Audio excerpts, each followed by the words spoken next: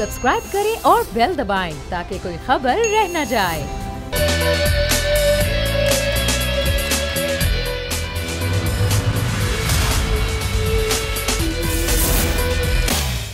अस्सलामुअलैकुम। प्रोग्राम में मैं सुमैया रिजवान आपको खुशामदीद कहती हूँ। नाज़रीन, अब से कुछ देर पहले आप देख ही रहे थे कि इस्लामाबाद में साफिर बरादरी की जानिब से कश्मीरियों से यकजहती के लिए रैली निकाली जा रही है, जिससे मुआविन खुसूसी इत्तलात फिरदौस आशिक अवान साहिबा भी खिताब कर रही थी। अब सूरत हाल ये है कि पूरे मुल्क में इस वक्त कश्मीरियों से के हक़ के लिए तमाम तर जो हल्क़े जात हैं, तमाम तर जो लोग हैं वो घरों से निकले हैं, एहतजाज रिकॉर्ड करा रहे हैं। चाहे वो सियासी लोग हों या सहाफ़ी बरादरी हों या किसी भी शोबे से ताल्लुक़ रखते हों अफराद, वो रैलियाँ भी निकाल रहे हैं, एहतजाज भी कर रहे हैं। और सूरत हाल ये है कि अभी भी ये कहा जा रहा है कि जो एहतजाज है उसमें ईसाई और सिख बरादरी के लोग भी शरीक हैं और ये लोग अब कंट्रोल लाइन पर जाएंगे, वहाँ पर भी जाकर अपना एहतजाज रिकॉर्ड करवाएंगे। इसी हवाले से वज़ीर-ए-आज़म इमरान खान का ट्वीट भी सामने आया और उन्होंने ये कह दिया कि भारत जो अब हरकतें करने जा रहा है उसके बाद उन्होंने आलमी बरादरी को ख़बरदार कर दिया। उन्होंने ये भी कहा कि भारत ये दावा कर रहा है कि कुछ दहशतगर्द अफ़गानिस्तान से दाखिल हुए हैं जनूबी भारत में, और भारत ये भी झूठा दावा कर रहा है कि ये दहशतगर्द कश्मीर में भी कोई दहशतगर्दी कर सकते हैं और भारत में भी। लेकिन वज़ीर-ए-आज़म ने कहा कि आर्मी बरादरी को ख़बरदार करता हूँ कि भारत झूठा ऑपरेशन मकबूजा वादी में कर सकता है, ऐसा ही ड्रामा रचा सकता है जैसा उसने पुलवामा में ड्रामा रचाया था। लेकिन इस्लामाबाद में ज़ाहिर है अभी रैली भी निकाली जा रही है, एहतजाज भी किया जा रहा है। हमारे नुमाइंदे एहतशाम हमारे साथ हैं, उनसे मज़ीद बात करते हैं। एहतशाम, अभी क्या सूरत हाल है? अभी कुछ देर पहले मुआविन खुसूसी फिरदौस आशिक अवान साहब भी खिताब कर रही थी। अभी रैली कहाँ है, कि वहीं मौजूद है या आगे मार्च करना शुरू कर दिया रैली ने? हाँ जी बिल्कुल, इस वक्त मैं कश्मीर रैली में मौजूद हूँ और इस वक्त की जो ताज़ा तरीन सूरत हाल मैं आपको बताता चलूँ तो कम से कम 500 मीटर से घूम के ये रैली पिंडाल में पहुंच चुकी है। मेरा कैमरा मैन आपको दिखाएगा। इस वक्त रैली के जो शुरका हैं वो पिंडाल में दाखिल हो रहे हैं और जितने भी शुरका हैं उनके हाथ में प्ले कार्ड हैं, बैनर्स हैं, कश्मीर और पाकिस्तान के झंडे हैं और तमाम जो मुज़ाहिरीन हैं, रैली के शुरका हैं, वो नारे लगा रहे हैं। इस वक्त मिली नगमे भी पिंडाल में जो चल रहे हैं और जितने भी शुरका हैं वो नारे लगा रहे हैं कि कश्मीर बनेगा पाकिस्तान, कश्मीर बनेगा पाकिस्तान। रैली में बड़ी तादाद में लोग यहाँ पर जो मिनॉरिटीज़ से, सिविल सोसाइटी से, सिख कम्युनिटी के लोग यहाँ पर पहुँचे हैं और यहाँ पर उन्होंने इज़हार यकजहती किया है और कश्मीरियों के साथ इज़हार यकजहती करते हुए उनका कहना था कि हम कश्मीरियों के साथ हैं और जो मज़ालिम, जो जुल्म और बर्बरियत भारत कश्मीर में डा रहा है उसके हम खिलाफ हैं। सिख कम्युनिटी के लोगों ने बोल न्यूज़ से खुसूसी गुफ्तगू की है और उनका ये कहना था कि हम लड़ेंगे, पाकिस्तान के लिए लड़ेंगे, कश्मीर के लिए लड़ेंगे और कश्मीर की आज़ादी तक लड़ेंगे। मारूफ जो शोबिज़ के अदाकार हैं शान, उन्होंने भी बोल न्यूज़ से खुसूसी गुफ्तगू की और उनका ये कहना था कि हम यहाँ पर कश्मीर के लिए इज़हार यकजहती के लिए आए हैं और कश्मीर काज के लिए हम यहाँ पर पहुँचे हैं और कश्मीर आखिरी खून के कतरे तक हम कश्मीर के साथ रहेंगे, लड़ेंगे और कश्मीर काज के लिए हम आगे निकलेंगे। इस वक्त मैं आपको बताता चलूँ कि पिंडाल में हज़ारों की तादाद में लोग पहुंच चुके हैं और यहाँ पर जो मिली नगमे भी इस वक्त आपको आवाज़ आ रही होगी और एक बार दोबारा मेरा कैमरा मैन आपको दिखाएगा कि इस वक्त जो है वो भर चुका है। बड़ी तादाद में लोग यहाँ पर पहुँचे हैं। तो अर्ध मकतबा फ़िक्र का बंदा यहाँ पर पहुँचा हुआ है। कश्मीर काज के लिए लोग यहाँ पर यकजहती नज़र आ रही है और उनका यही कहना है कि किसी भी इशू पे हमारे मसाइल हो सकते हैं, लेकिन कश्मीर का जो मामला है इसमें हमारी इज़हार यकजहती पर कोई कंप्रोमाइज़ नहीं है। हम सब लोग इकट्ठे हैं और कश्मीर काज के लिए हम यहाँ पर मौजूद हैं और कश्मीर की आज़ादी के लिए हम लड़ेंगे। और इस वक्त जो है पिंडाल के अंदर मुख्तलिफ़ किस्म के नारे लगा रहे हैं, कश्मीर बनेगा पाकिस्तान, कश्मीर बनेगा पाकिस्तान। जी एहतशाम, जिस तरह से हम देख रहे हैं अभी ये सूरत हाल, तो आगे रैली के जो शुरका हैं उनका आगे का लाएअमल क्या है? क्या ये रैली मुख्तलिफ इलाकों से होती हुई कंट्रोल लाइन की तरफ जाएगी, बॉर्डर लाइन की तरफ जाके वहाँ पर एहतजाज किया जाएगा? क्या प्लान क्या है इस रैली का? हाँ जी बिल्कुल, इस वक्त तो जो रैली है इस्लामाबाद में है और ये रैली यहाँ से एक बड़ा चक्कर काट के वापस पिंडाल में पहुँच चुकी है। जो शुरका हैं उनका ये कहना है कि ये हमारी इब्तदा है रैली की, लेकिन जो भारतीय मज़ालिम हैं इनके ख़िलाफ़ हम हर मार्च पे लड़ते रहेंगे, हर मार्च पे निकलेंगे और इस एहतजाज में शामिल होंगे। जहाँ पर भी अगर ये एहतजाज कश्मीर में होता है, बॉर्डर पे होता है, किसी भी शहर में होता है, तो ये लोग सिविल सोसाइटी के लोग यहाँ पर मौजूद हैं, मुख्तलिफ कम्युनिटीज़ के लोग यहाँ पर मौजूद हैं और ये कहना है कि हम इसमें शामिल होंगे और कश्मीर काज के लिए हम पाकिस्तान के किसी भी कोने तक जाएंगे। जी एहतशाम हमारे साथ रहिए, ज़रा नाज़रीन को दिखाएं स्कूल की छोटी छोटी इस एहतजाज में शरीक हैं, सियासी समाजी शख्सियात, शोबे से ताल्लुक़ रखने वाले अफराद यहाँ पर मौजूद हैं और कश्मीरी बहन भाइयों से यकजहती करने के लिए इस्लामाबाद में ये रैली निकाली जा रही है। सियासी रहनुमा, समाजी रहनुमा, सिख और ईसाई बरादरी के लोग, स्कूल के बच्चे, इसके अलावा शोबे से ताल्लुक़ रखने वाले अफराद और यहाँ पर जो लोग हैं सब यकजहती कर रहे हैं कश्मीरियों से। उन्होंने हाथों में पाकिस्तान के झंडे, कश्मीर के झंडे उठाए हुए हैं। मसीही बरादरी हो, ईसाई बरादरी हो, समाजी कारकुनान हो, सियासी रहनुमा हो या फिर शोबे से ताल्लुक़ रखने वाले लोग हों, तमाम तो लोग यहाँ मौजूद हैं। स्कूल की बच्चियाँ भी यहाँ पर आई हुई हैं, स्कूल के बच्चे, कॉलेज के तलबा तालबात यहाँ पर कश्मीरियों से इज़हार यकजहती कर रहे हैं। कश्मीरियों पर जो जुल्म सितम है भारत का वो बढ़ चुका है। आज भी 19वां रोज़ है वहाँ पर कर्फ्यू का और कश्मीरी भाइयों से, कश्मीरी बहनों से यकजहती के लिए ये एहतजाज का पहला मरहला है, ये कहना है रैली के शुरुका का। एहतशाम, जिस तरीके से आपने बताया कि ये सीरीज़ वाइज चलेगी ये रैलियाँ, तो ये रैलियाँ किस तरीके से निकाली जाएंगी और किस तरीके से ये रैलियाँ आगे बढ़ेंगी, क्या लाहेअमल क्या है इनका? जी बिल्कुल मैं आपको ये भी बताता चलूँ कि इस्लामाबाद में बहुत ऐसी बड़ी रैली जो हो चुकी हैं जिनका मकसद इज़हार यकजहती था कश्मीरियों के साथ, क्योंकि इस वक्त वहाँ पे कर्फ्यू लगा हुआ है, लोग अपने घरों से निकल नहीं सकते, वहाँ पर खाने पीने का सिस्टम मौजूद नहीं है, तो उसके लिए लोग यहाँ पर निकले हैं और पहले भी निकले हैं, अभी भी निकल रहे हैं। इसके बाद भी लोगों का ये कहना है, जो शुरा उनका कहना है कि जब तक ये इशू चलता रहेगा, क्योंकि भारत को कश्मीर से जाना होगा, तो अगर भारत इससे दरअंदाजी करेगा, किसी किस्म की भी ऐसी कार्रवाई करेगा, तो हम बॉर्डर तक भी जाएंगे। लेकिन जो रैलियों का जो सिलसिला है वो पहले से जारी है और जो यहाँ पर शुरा हैं उनका भी ये कहना है कि हम यहाँ पर इसी वजह से आए हैं कि ताकि हम कश्मीरियों के साथ इज़हार यकजहती कर सकें और कश्मीरियों को हम बता सकें कि वो अकेले नहीं हैं, तमाम पाकिस्तानी कौम उनके साथ खड़ी है। मैं आपको बताता चलूँ कि इस रैली में हर मकतबा फ़िक्र के लोग मौजूद हैं। मैंने यहाँ पर माजूर लोग भी देखें जो अपनी व्हील चेयर पर यहाँ पर पहुँचे हैं और उनका यही कहना था कि कश्मीर के लिए हम आए हैं और कश्मीर के लिए हम इससे आगे तक भी जाएंगे। जी ठीक है एहतशाम अली, बहुत शुक्रिया। फ़िलहाल हमें आगाह कर रहे हैं कि कश्मीर के हक़ में ये रैली निकाली जा रही है इस्लामाबाद में और रैली के शुरुका का यही मुतालबा है कि कश्मीर में जो जुल्म सितम है भारत का वो बंद किया जाए, 5 अगस्त से पहले की जो हैसियत थी उसको बहाल किया जाए और कर्फ्यू वहाँ से हटाया जाए। और ये रैली जो है ये अभी भी जो है वहाँ पर निकाली जा रही है। इसमें तमाम शोबा-ए-जात के लोग मौजूद हैं, बच्चियाँ, तालिबात, तलबा, सियासी समाजी अफराद, शोबिस के अफराद इस रैली में शरीक हैं और मुतालबात कर रहे हैं कि कश्मीर को आज़ाद किया जाए, कश्मीरियों पर भारत का जुल्म सितम बंद किया जाए। इसी वजह से हम बात करेंगे, हमारे मेहमान भी हमारे साथ मौजूद हैं, ब्रिगेडियर तारिक खालिद उमर साहब हमें ज्वाइन कर रहे हैं और ग़ुलाम मुर्तज़ा हमारे नुमाइंदे भी हमारे साथ मौजूद हैं।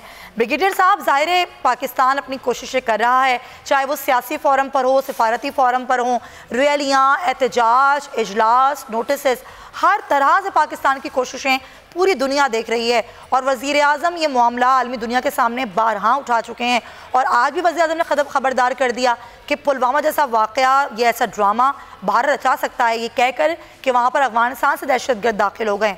तो हम बार बार आलमी दुनिया को ख़बरदार कर रहे हैं, तो आपको क्या लगता है कि इसका क्या वाक़तन कुछ अमलन कोई सबूत देगा अमरीका या आलमी दुनिया या दीगर इदारे?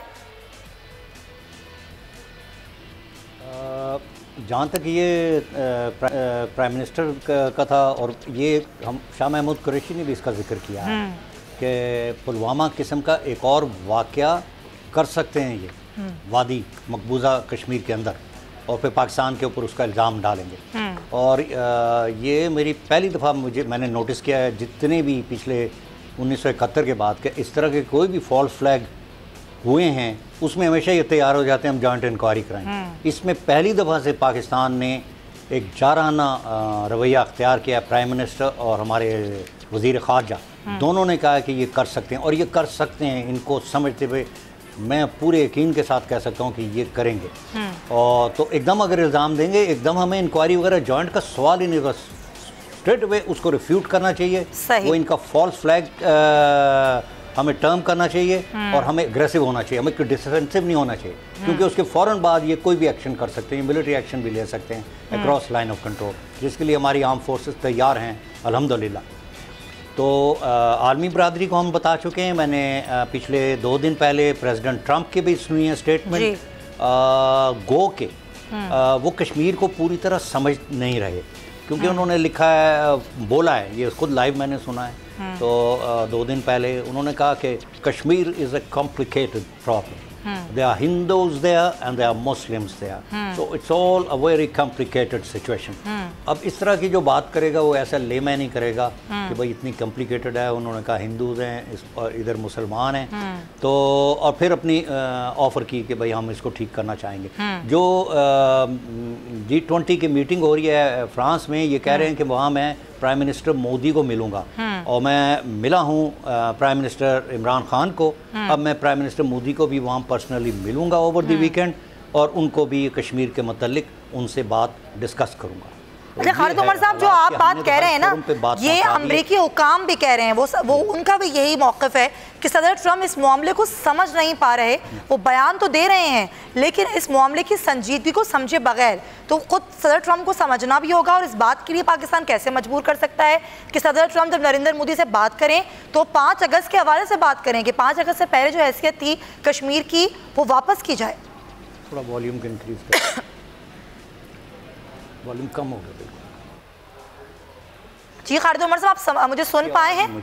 ठीक है, चले मैं आपकी जानिब आती हूँ, आपका ये मसला हल करते हैं कि आपको आवाज़ ठीक से पहुँचे। मुर्तज़ा, ज़ाहिर है ये हम देख रहे हैं एहतजाज, रैलियाँ, सियासी हल्के क्या कहते हैं, अपोजिशन की तरफ से क्या आवाज़ सुनाई दे रही है?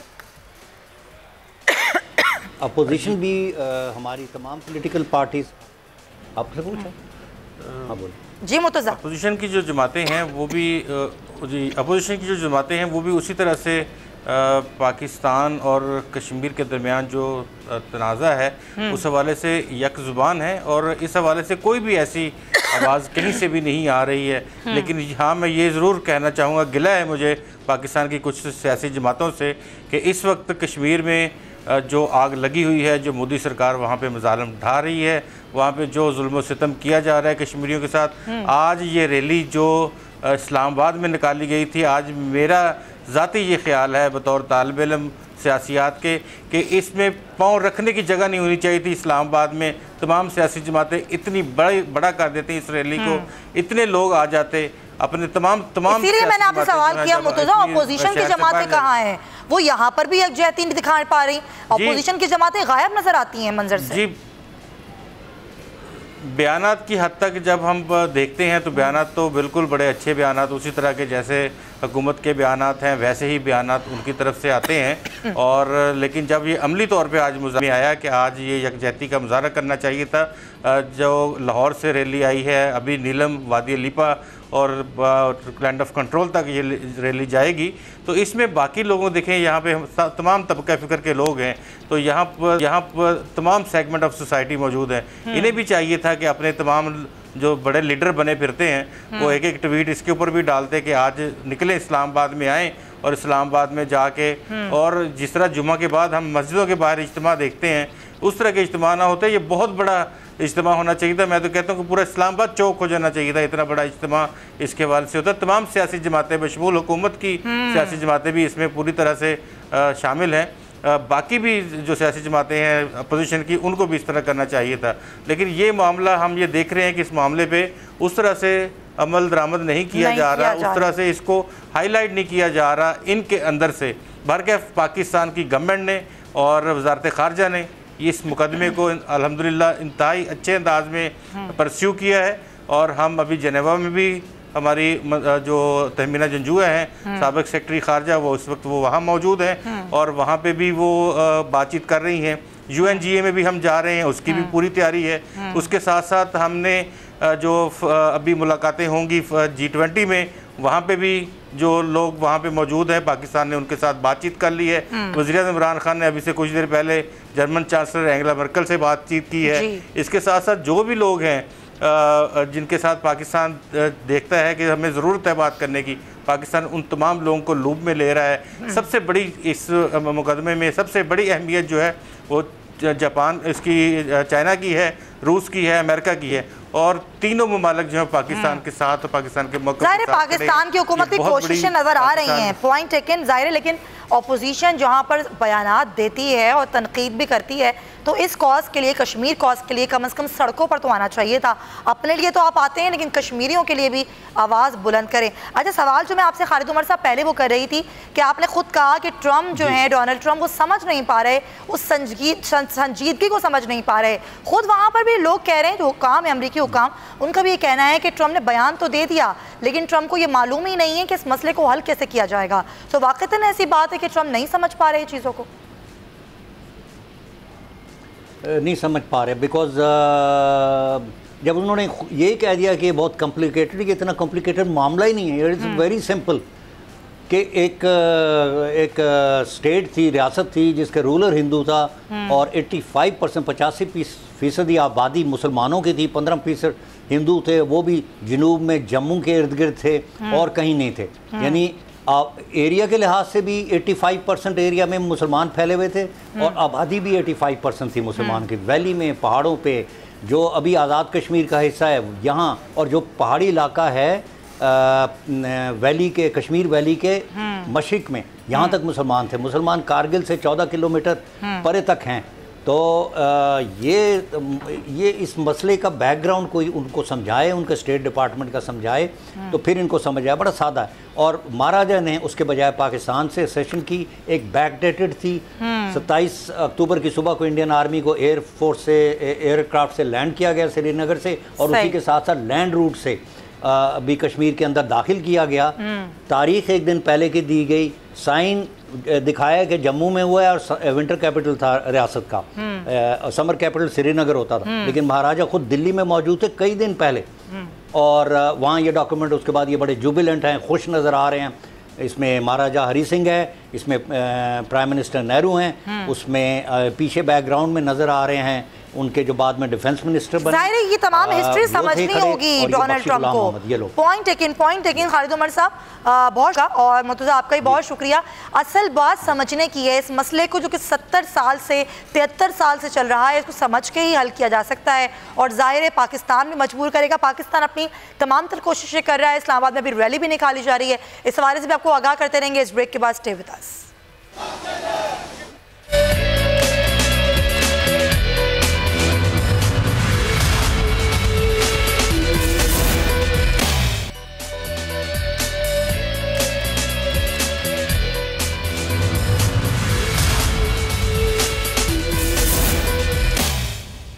Welcome back to the show. नाजरीन, अभी आपने देखा कि जगह जगह कचरे के ढेर हैं। ये कराची का मंजर है। कराची के अलावा कई इलाके ऐसे हैं जहाँ पर इस तरह कचरे के ढेर लगे हुए हैं और नाले बंद हो जाते हैं। इसकी वजह से जब बारिशें होती हैं तो ये नाले उबल पड़ते हैं, और असल वजह है प्लास्टिक बैग्स का इस्तेमाल। ये हुकूमत माहौलियाती तब्दीली के हवाले से बड़े अच्छे इक़दाम भी ले रही है, और प्लास्टिक बैग्स पर पाबंदी हुकूमत की जानिब से लगा दी गई है। इसका इतलाक़ इसी महीने इस्लामाबाद में कर दिया गया है, और 1 अक्टूबर से इसका इतलाक़ अब कराची समेत मुल्क के मुख्तलिफ शहरों में भी कर दिया जाएगा। अब ये जो प्लास्टिक बैग्स होते हैं, ये कितने नुकसानदेह होते हैं हमारी सेहत के लिए भी और माहौल के लिए भी, इस हवाले से रिपोर्ट मुरतब की गई है। आइए पहले वो देखते हैं। इसी तमाम तरह सूरत हाल पर बात करेंगे। वफाकी वज़ीर बराए माहौलियाती तब्दीली ज़रताज गुल साहिबा हमारे साथ मौजूद हैं। बहुत शुक्रिया ज़रताज साहिबा वक्त देने के लिए। अब ज़ाहिर प्लास्टिक बैग्स का इस्तेमाल बहुत अरसे से किया जा रहा है, बड़ा बेदरीक किया जा रहा है। इसको रोकने के लिए ज़ाहिर आगाही मुहिम भी चलाई जा रही है और आप लोग इक़दाम भी उठा रहे हैं। क्या वाकई इसको रोकना इतना आसान होगा? ज़ाहिर बड़े लोगों का रोज़गार भी इससे वाबस्ता है। सबसे पहली बात ये कि जब हम लोगों ने इस प्लास्टिक बैग को बैन करने जा रहे थे तो हम लोगों ने अपनी पार्लियामेंट्री ओवरसाइट जो कमेटी है क्लाइमेट चेंज की, उसमें तमाम जो स्टेक होल्डर्स थे और उसमें स्पेशली चैम्बर ऑफ कॉमर्स और इंडस्ट्रीज़ के लोग, जो कॉटेज इंडस्ट्री और इंडस्ट्री जो लोग शॉपिंग बैग्स बनाते हैं, हमने उन सबको बुला के उनके साथ बाकायदा बार मीटिंग्स की थी और हमने कहा जी आप हमें डेटा भी दें कि कितने लोगों का जो है वो रोज़गार इससे वाबस्ता है। कोई ख़ास स्पेशली ऑथेंटिक डेटा तो हमें नहीं दे सके। इस्लामाबाद से उनका ख्याल था सिवाय इसके कि जो हमारी अपनी गारमेंट की एक चेन है, यूटिलिटी स्टोर, सिर्फ वही जो है वो ख़ुद इसको बनाते हैं। तो उन्होंने तो ऑलरेडी हमारे साथ वो ऑन बोर्ड हो गए। बाकी इस्लामाबाद में इटसेल्फ खुद तो कोई नहीं है कॉटेज इंडस्ट्रीज़ की प्लास्टिक बैग की। हाँ, अलबत्ता पूरे पंजाब में, पाकिस्तान में बिल्कुल ज़रूर है।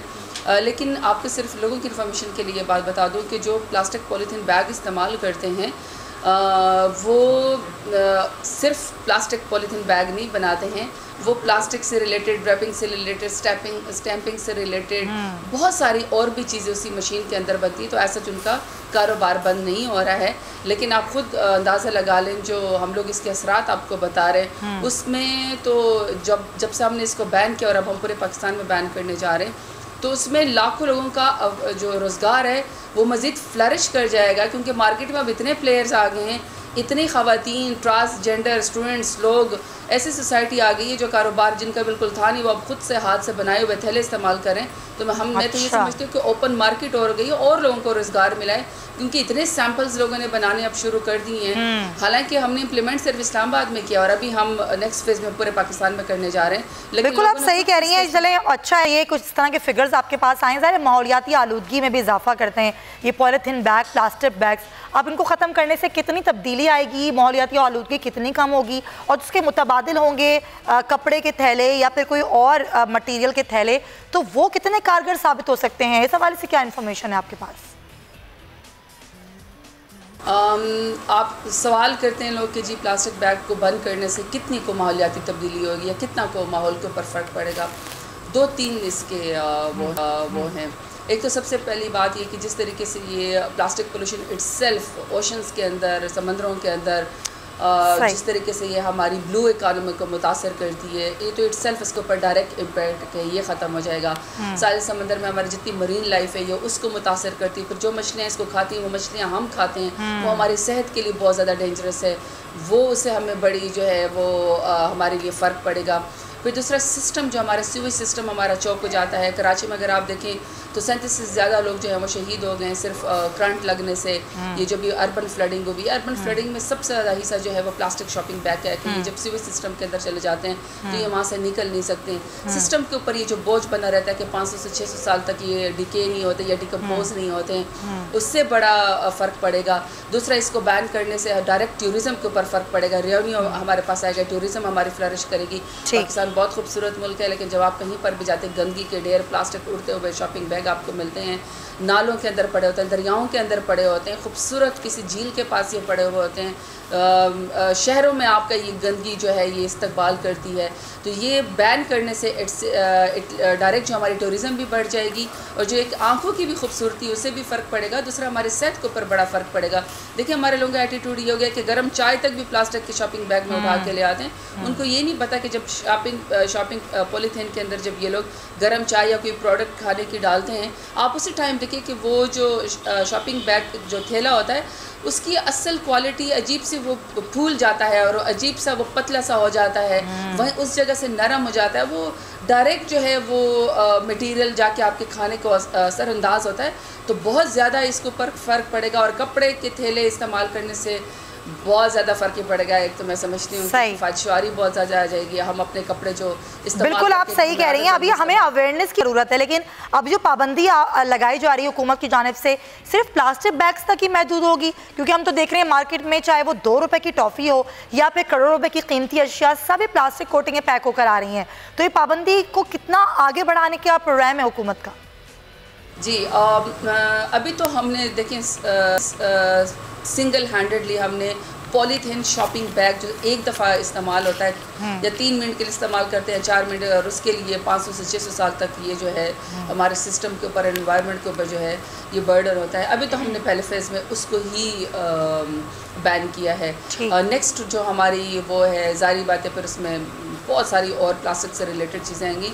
सबसे इसके बाद जो ज़्यादा जो डेंजरस है वो ये रैपिंग पेपर हैं, जो चिप्स और क्रैकर्स में इस्तेमाल होते हैं।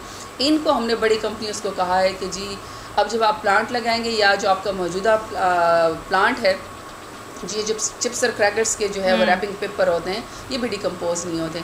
तो हमने उनको ये कहा कि आप हमसे पहले अपना रिसाइकल प्लान जो है वो यूनिट आप हमसे शेयर करेंगे, फिर आपको नई इंडस्ट्री इस तरह की लगा सकेंगे। और जो पुराने वाली हैं मल्टी नेशनल कंपनी, पाकिस्तान में बहुत ज़्यादा क्रैकर्स लोग खाते इस्तेमाल करते हैं, चिप्स खाते हैं। तो वो हमने उनको कहा कि आप अपना रिसाइकिल प्लान हमें पहले से बताएं, आपका यूनिट कहाँ पे इसको रिसाइकिल करेगा।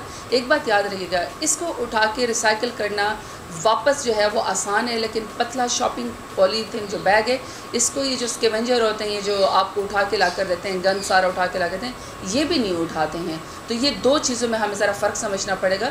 सेकंड बात है कि कुछ ऐसी लाइफ सेविंग ड्रग्स होती हैं जो फ्लैट बैग के अंदर रैप होके आती हैं। कुछ ऐसी चीज़ें होती हैं जैसे बिस्किट्स हो गए या खाने की ऐसी चीज़ें हो गई, अगर आप उसके ऊपर ये जो फ्लैट बैग हटा दें रैपिंग, तो वो उसकी पर्सनैलिटी डैमेज हो जाती है, वो भुरभुरे हो जाते हैं। तो जाहिर बात है हमने फूड प्रोडक्ट्स को भी हमने कोई नुकसान तो नहीं पहुंचाना, तो ये हमने इस चीज़ को सोच के सबसे पहले उसमें हमने ज़रदार साहब, जिस तरह आपने कहा कि अवेयरनेस, अभी हमें अवेयरनेस मजीद आवाम में पैदा करनी होगी। अब आप लोग इकदाम तो उठा रहे हैं कि पॉलिथीन और प्लास्टिक बैग्स पर पाबंदी लगाएं, कोई आगाही मुहिम, कोई अवेयरनेस प्रोग्राम भी शुरू करने का सोच रही है हुकूमत, ताकि लोगों को बताया जाए कि इसके नुकसानात क्या हैं? कैंपेन तो हमारी देखें बड़ी ज़बरदस्त जा रही है। पहले भी लोग ऐसे थे जो प्लास्टिक बैग्स के पॉलीथीन के ख़िलाफ़ थे, लेकिन गवर्नमेंट की उनको ऑनरशिप ही नहीं थी। और मैंने अब देखा है कि बहुत सारे लोग हमारे पास आ रहे हैं, और जब मैं उनकी हिस्ट्री देखती हूँ तो वो साल से 2-2 साल से, इवन 2013 से भी मैंने देखा है कि लोग, बहुत सारे ऐसे लोग हैं जो ग्रीन बैग्स प्रोडक्ट उनकी आ रही थी मार्केट में, लेकिन चूँकि गवर्नमेंट की ऑनरशिप नहीं थी और ये गवर्नमेंट की कलेक्टिव या नेशनल एजेंडा में शामिल नहीं था। तो ये तो बेसिकली हमारे कैबिनेट की प्राइम मिनिस्टर इमरान खान का अपना भी एक ख्वाब है। उनको आपको पता है कि वो कितना ज़्यादा इन्वायरमेंटलिस्ट हैं और वो मुल्क की खूबसूरती के बारे में, टूरिज़म के बारे में बात करते हैं, और मैंने आपको बताया डायरेक्टली रिलेटेड है और हमारे हेल्थ से भी रिलेटेड है। तो कैंपेन तो हमारी नेशनली बहुत ज़बरदस्त जा रही है, और मैं टीवी चैनल्स का भी बहुत ज़्यादा शुक्रिया अदा करती हूँ, जहाँ वो मॉर्निंग शोज़ में सिर्फ़ और सिर्फ शादियों की बातें करते थे, और वो भी करनी चाहिए, और बहुत सारे कपड़ों की चीज़ें बताते थे, मेकअप्स बताते थे। लेकिन अभी मैंने देखा है मॉर्निंग शोज़ जो हैं या शाम के प्रोग्राम प्रॉपर पब्लिक अवेयरनेस के ऊपर, प्लास्टिक पॉलीथीन बैग के अवेयरनेस के ऊपर, बैन के ऊपर, और एनवायरनमेंट के ऊपर, क्लाइमेट चेंज के ऊपर उन्होंने करने शुरू कर दिए। मैं उनका भी शुक्रिया अदा करती हूँ। सोसाइटी भी हमारे साथ कर रही है।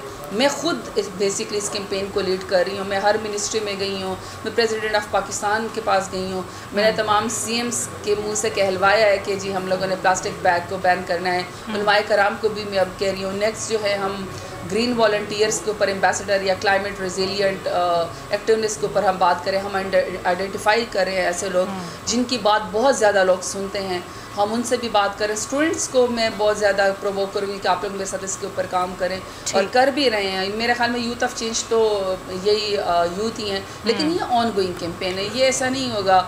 मैं आपको इसकी एग्जांपल कीनिया के देती हूँ। कीनिया जो है वो प्लास्टिक फ्री बन चुका है, इसके बावजूद भी आप देखें, परसों उनकी नीमा की डायरेक्टर जो है वो बाकायदा प्रेस कॉन्फ्रेंस के कह रही थी कि जी फील हो रहा है कि दोबारा से प्लेयर्स मार्केट में आ गए हैं जो प्लास्टिक बैग को लेकर आ रहे हैं, और हम ये होने नहीं देंगे। तो ये देखिए, ये तो एक प्रॉपर एक कैंपेन होती है और ये चलती रहती है इम्प्लीमेंटेशन। और मेरा आपसे वादा था कि 2013 के और इसमें कानून में फ़र्क ये कि मैं आपको इसको इम्प्लीमेंट करके दिखाऊंगी। तो ऑन गोइंग इम्प्लीमेंटेशन कोई डायरेक्ट सज़ा जज़ा से भी इतना ताल्लुक़ नहीं, अवेयरनेस से, अडॉप्टेशन से है। तो मैं जो देख रही हूँ कि तमाम मीडिया का, सोशल मीडिया का, लोगों का, कॉरपोरेट सेक्टर्स का, चैम्बर ऑफ कॉमर्स का, इंडस्ट्रीज़ का, कॉटेज इंडस्ट्रीज़ का, और जो लोग डायरेक्टली ये पॉलीथीन बनाते हैं उन लोगों का बिहेवियर, एम्बेसडर्स का और हमारे मिनिस्ट्रीज़ का, मैंने तो देखा है कि बहुत ज़्यादा पॉजिटिव है। और बहुत ज़्यादा प्लास्टिक, क्योंकि लोगों को ख़ुद पता है कि ये बड़ी ख़तरनाक चीज़ है। जब तक हम पॉलीथीन को इस्तेमाल, देखिए हमारे आबा अजदाद भी तो इसके बगैर रह रहे थे, वो भी तो रह गए, तब हमारा मुल्क बड़ा साफ़ हुआ करता था। तो अब हमें क्यों इतनी आदत पड़ गई है सुस्ती और काली की, कि हमने सिर्फ मार्केट अपना कपड़ा, हमने रुमाल नहीं लेकर जाना रोटी के लिए, हमने अपना हॉट पॉट नहीं लेकर जाना बर्तन के लिए, क्यों हमें ये आदत हो गई है। तो ये उस आदत को मैं बदलने के लिए, बिहेवियर चेंज के लिए ये ऑन गोइंग कैंपेन है, और मैं इसको हमेशा इंशाल्लाह लीड करती रहूँगी। लेकिन मेरी आपसे, बोल न्यूज़ से भी मेरी आपसे अपील है कि आप लोग ऑलरेडी हमारे साथ इस कैंपेन में हिस्सा ले रहे हैं, आप लोग अपने जो आपका CSR है 31 सेकंड का जो आप प्रोमो चलाते हैं, उसमें आप लोग ज़रूर प्लास्टिक बैन के ऊपर। बिल्कुल मैम, हम आपके साथ हैं और बड़ा अच्छा इकदाम है, इकदाम को सराहती हूँ, बहुत शुक्रिया आपका। और हम आपके साथ हैं ये कैंपेन में, और हम आप लोगों से, आवाम से, नाजरीन से जो मुझे देख रहे हैं, मैं उनसे यही कहूँगी, प्लास्टिक बैग बिल्कुल सेहत के लिए अच्छे नहीं हैं। तो अगर आप इनको इस्तेमाल नहीं करेंगे तो आपको फ़ायदा होगा, नुकसान नहीं होगा। तो आप प्लास्टिक बैग से इस्तेमाल तर्क कर दें, और इन प्लास्टिक बैग से आपके जो नाले हैं, जो कचरा है, वो भी बढ़ रहा है, और उसको ख़त्म होने में 400 साल लग जाते हैं। तो आप लोग ज़रूर इस कैंपेन का भी फ़ायदा उठाएँ। इसी के साथ प्रोग्राम से इजाज़त दीजिए, इंशाल्लाह से होगी पीर को मुलाकात। अपना बहुत ख्याल रखिए, अल्लाह हाफ़िज़।